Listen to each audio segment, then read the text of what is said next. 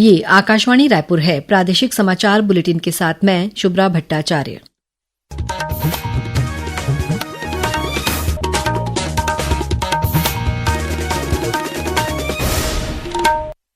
और अब पेश है आज के मुख्य समाचार।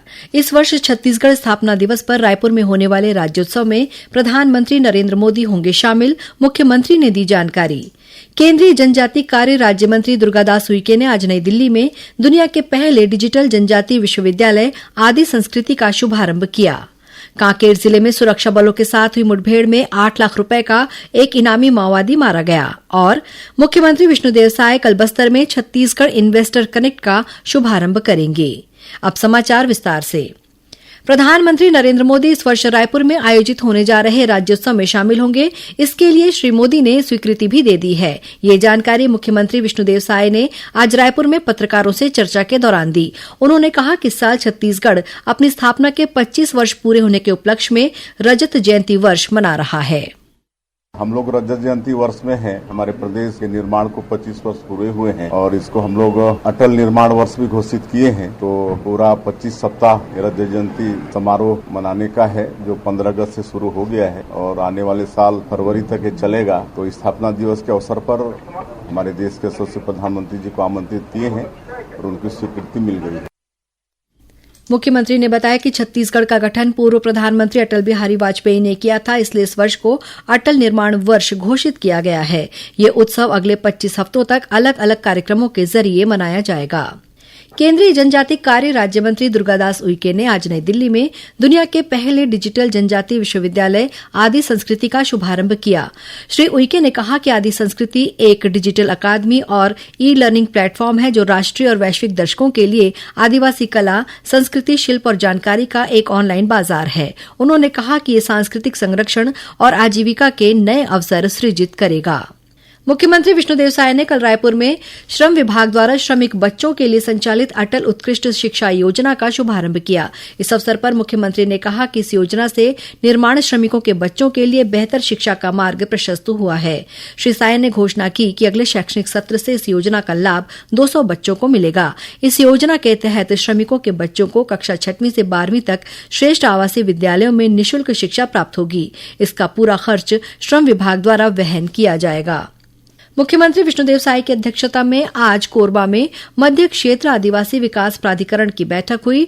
बैठक में सामाजिक आर्थिक मुद्दों पर विशेष जनजातियों के आर्थिक मूलक कार्यों की समीक्षा करने के साथ ही अन्य मुद्दों पर भी चर्चा की गई। बैठक में उप मुख्यमंत्री अरुण साव और विजय शर्मा, कृषि मंत्री रामविचार नेताम, वन मंत्री केदार कश्यप और मुख्यमंत्री के प्रमुख सचिव सुबोध कुमार सिंह के साथ ही 15 जिलों के कलेक्टर और सीईओ तथा प्राधिकरण के सदस्य शामिल हुए। बैठक के बाद पत्रकार से चर्चा करते हुए श्री साय ने कहा कि कोरबा में बालक बालिका क्रीड़ा परिसर, एक्वा पार्क सहित कई अन्य कार्यों को स्वीकृति दी गई है।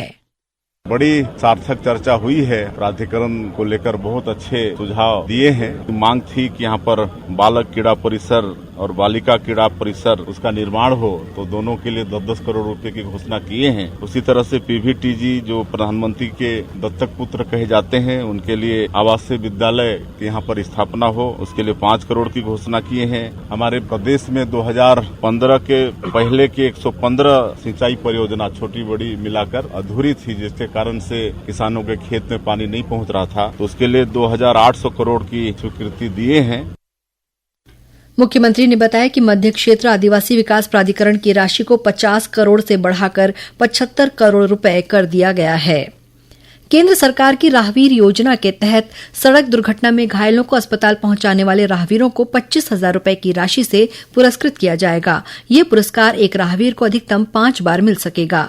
छत्तीसगढ़ राज्य सड़क सुरक्षा परिषद की आज मंत्रालय में हुई बैठक में राहगीर योजना की समीक्षा करते हुए परिवहन मंत्री केदार कश्यप ने कहा कि घायलों को अस्पताल पहुंचाने वाले राहगीरों को स्वतंत्रता दिवस और गणतंत्र दिवस के अवसर पर सम्मानित किया जाएगा। बैठक में उप मुख्यमंत्री अरुण साव और विजय शर्मा ने कहा कि इस योजना के बेहतर क्रियान्वयन में स्वयंसेवी संगठनों का सहयोग लिया जाए और स्कूल तथा कॉलेजों में भी विद्यार्थियों को जागरूक किया जाए। उन्होंने अधिकारियों को यातायात संबंधी नियमों का सख्ती से पालन कराने के भी निर्देश दिए। कांकेर जिले में सुरक्षा बलों के साथ हुई मुठभेड़ में 8 लाख रुपए का एक इनामी माओवादी मारा गया है। जिले के वरिष्ठ पुलिस अधीक्षक आई.के. एलिसेला ने बताया कि घटनास्थल से माओवादी के शव के अलावा एक 303 राइफल सहित अन्य माओवादी सामग्री बरामद की गई है। डीआरजी कांकेर और बीएसएफ के संयुक्त ऑपरेशन में कल मुठभेड़ हुआ है, जिसमें एक पुरुष माओवादी का शव बरामद हुआ है। साथ में एक 303 हथियार, एक वॉकी टॉकी सेट और अन्य सामग्री भी बरामद हुआ है। ये मुठभेड़ थाना परतापुर के गेड़ेबेड़े गांव के जंगल में हुआ है। उन्होंने बताया कि मारे गए माओवादी की पहचान मिलिट्री कंपनी सदस्य मासा के रूप में की गई है। प्रादेशिक समाचार आप आकाशवाणी रायपुर से सुन रहे हैं। छत्तीसगढ़ की खबरों से है आपका वास्ता और खबरों की विश्वसनीयता से है हमारा वास्ता। आकाशवाणी समाचार रायपुर के प्रादेशिक समाचार बुलेटिन के साथ ही हमारे समसामयिक कार्यक्रम आप रेडियो के अलावा अपने मोबाइल पर भी सुन सकते हैं। आकाशवाणी समाचार फेसबुक, ट्विटर और यूट्यूब पर भी उपलब्ध है। हमारा Facebook page Chhattisgarh news on AIR, Twitter handle CGAIR news और हमारा यूट्यूब चैनल है छत्तीसगढ़ AIR न्यूज। तो अब रेडियो के साथ ही आपके मोबाइल के जरिए भी हम पहुंच रहे हैं आप तक। छत्तीसगढ़ की हर खबर के लिए सुनते रहिए आकाशवाणी समाचार। और अब आगे बढ़ते हैं बाकी के समाचारों की ओर। देश में वस्तु और सेवा कर GST सुधार के तहत नई दरें इस महीने की 22 तारीख से लागू हो जाएंगी। केंद्र सरकार के इस निर्णय से छत्तीसगढ़ के कपड़ा व्यवसायियों को भी इस बार त्योहारों के मौके पर अच्छे व्यापार की उम्मीद है।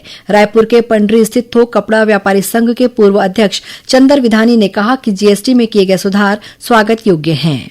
कपड़ा जो है एक आवश्यक वस्तु में आता है, जो गरीब से गरीब, अमीर से अमीर के लिए आवश्यक रहता है और इसमें बिल्कुल वृद्धि नहीं की गई है। ये बहुत अच्छा है। आगे त्योहार है, इसमें भी कोई फर्क नहीं पड़ेगा। अगर बढ़ जाता तो बहुत तकलीफ आ जाती। अभी पूरे सीजन के त्योहार हैं, जिसमें काफी अच्छा रिस्पांस मिलेगा। छत्तीसगढ़ में बाघों की संख्या पिछले 3 वर्षों में 2 गुनी हो गई है। वर्ष 2022 में बाघों की संख्या 17 थी, जो अब बढ़कर 35 हो गई। ये जानकारी मुख्यमंत्री विष्णुदेव साय की अध्यक्षता में हुई छत्तीसगढ़ राज्य वन्यजीव कल्याण बोर्ड की 15वीं बैठक में दी गई। इस मौके पर मुख्यमंत्री ने कहा कि छत्तीसगढ़ में वन्य प्राणियों का संरक्षण और संवर्धन राज्य सरकार की प्राथमिकता है। छत्तीसगढ़ के प्रधान मुख्य वन संरक्षक वन्यजीव अरुण पांडे ने आकाशवाणी समाचार को बताया कि छत्तीसगढ़ में वन्य जीवों के संरक्षण के लिए अनेक कदम उठाए गए हैं। पिछले 4-5 साल में बाघों की संख्या 17 से 35 हो गई है। अच्छे प्रोटेक्शन मेजर्स के कारण, अच्छे हैबिटेट डेवलपमेंट के कारण 35 हो गई है। तो ये एक उपलब्धि के तौर पर प्रस्तुत किया गया। मुख्यमंत्री विष्णुदेव साय कल बस्तर में छत्तीसगढ़ इन्वेस्टर कनेक्ट का शुभारंभ करेंगे। इन्वेस्टर कनेक्ट का उद्देश्य उद्योग और निवेश को केवल आर्थिक गतिविधियों तक सीमित न रखकर शिक्षा, स्वास्थ्य, रोजगार और सामाजिक सशक्तिकरण जैसे मूलभूत क्षेत्रों से जोड़ना है। राज्य सरकार के अनुसार ये आयोजन क्षेत्र में औद्योगिक गतिविधियों को नई गति देने के साथ ही अवसरों के नए द्वार खोलने वाला साबित होगा। कबीरधाम जिले की सहसपुर लोहारा पुलिस ने मोबाइल चेकिंग के दौरान एक कार से 222 किलो से ज्यादा के चांदी की सिल्ली और जेवर बरामद किए हैं। जब्त चांदी की कीमत करीब 2 करोड़ 56 लाख रुपए से अधिक की बताई गई है। कवर्धा पुलिस ने बताया कि दुर्ग से कवर्धा की ओर आ रही एक कार की जब पुलिस ने जांच की तो उसके सीट और डिक्की से 17 बैग, 2 थैले और एक प्लास्टिक कैरी बैग में रखे चांदी के आभूषण बरामद किया गया। प्रारंभिक जांच में कार में मौजूद ज्वेलरी संचालक संतोषजनक जवाब और वैध दस्तावेज प्रस्तुत नहीं कर पाया, जिसके बाद पुलिस ने कार्रवाई की। जब्त चांदी की जानकारी GST और आयकर विभाग को भेज दी गई है। आकाशवाणी समाचार के लिए सुरेश चंद्र श्रीवास्तव, कवर्धा।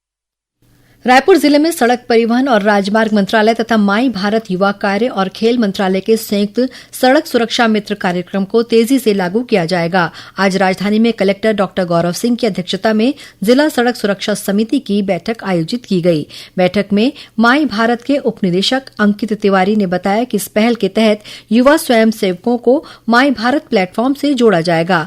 ये स्वयंसेवक भीड़ प्रबंधन के साथ ही ब्लैक स्पॉट की पहचान कर उनमें सुधार करने में अपना सहयोग देंगे।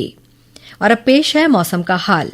मौसम विभाग के अनुसार आगामी 24 घंटों के दौरान प्रदेश के विभिन्न जिलों में गरज चमक के साथ हल्की से मध्यम वर्षा होने की संभावना है।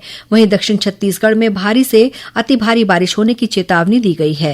मौसम विभाग ने कुछ स्थानों पर आकाशीय बिजली गिरने की भी आशंका जताई है।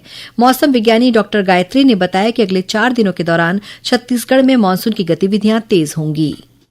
प्रदेश में आज से लेके अगला 4 दिन तक मेघ गर्जन का गतिविधि और वर्षा का गतिविधि जो है वृद्धि होने की संभावना है। रायपुर सहित सभी संभागों में वर्षा का गतिविधि अगले 4 दिन तक वृद्धि होगी और मेघ गर्जन के साथ साथ वज्रपात और हल्की से लेके मध्यम वर्षा होने की संभावना है।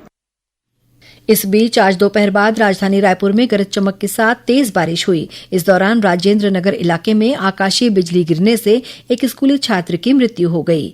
वहीं सुकमा जिले में भी आकाशीय बिजली की चपेट में आने से केंद्रीय रिजर्व पुलिस बल सीआरपीएफ का एक जवान झुलस गया है। और अब कुछ समाचार संक्षेप में। रायपुर स्थित कर्मचारी भविष्य निधि संगठन के क्षेत्रीय कार्यालय ने छत्तीसगढ़ के 9 बड़े चूककर्ता संस्थानों की सूची जारी की है, जिन पर कुल 11 करोड़ 24 लाख रुपए से ज्यादा की राशि बकाया है। इन संस्थानों के खिलाफ संपत्ति कुर्क करने के साथ ही बैंक खाते अटैच करने जैसी कार्रवाई प्रस्तावित है। और जिला रोजगार और स्वरोजगार मार्गदर्शन केंद्र मुंगेली द्वारा जमकोर गांव स्थित लाइवलीहुड कॉलेज परिसर में कल 11 सितंबर को सुबह 11 बजे से प्लेसमेंट कैंप का आयोजन किया जाएगा। अंत में मुख्य समाचार एक बार फिर। इस वर्ष छत्तीसगढ़ स्थापना दिवस पर रायपुर में होने वाले राज्योत्सव में प्रधानमंत्री नरेंद्र मोदी होंगे शामिल, मुख्यमंत्री ने दी जानकारी। केंद्रीय जनजाति कार्य राज्य मंत्री दुर्गादास उइके ने आज नई दिल्ली में दुनिया के पहले डिजिटल जनजाति विश्वविद्यालय आदि संस्कृति का शुभारंभ किया। कांकेर जिले में सुरक्षा बलों के साथ हुई मुठभेड़ में 8 लाख रुपए का एक इनामी माओवादी मारा गया। और मुख्यमंत्री विष्णुदेव साय कल बस्तर में छत्तीसगढ़ इन्वेस्टर कनेक्ट का शुभारंभ करेंगे। इसी के साथ प्रादेशिक समाचार बुलेटिन समाप्त हुआ। नमस्कार।